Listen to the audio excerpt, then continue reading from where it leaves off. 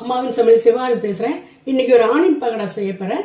இதில் ஆனியனில் வந்து ஆனியன், கடலை மாவு, பச்சை மிளகா, இஞ்சி பூண்டு பேஸ்ட்டு, கொஞ்சம் கருவேப்பிலை, கொத்தமல்லி, புதினா எல்லாமே போட்டு நான் மிக்ஸ் பண்ணி வச்சுருக்கேன். அது எப்படி போடுறதுன்னு பாருங்கள்.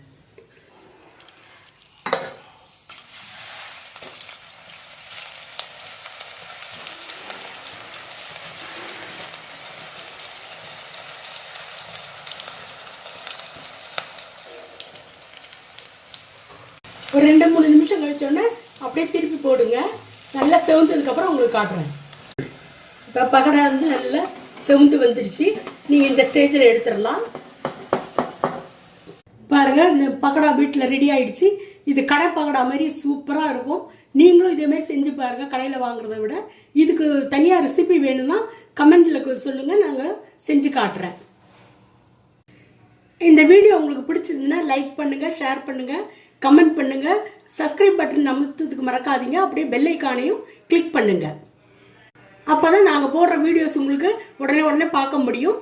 நன்றி, வணக்கம்.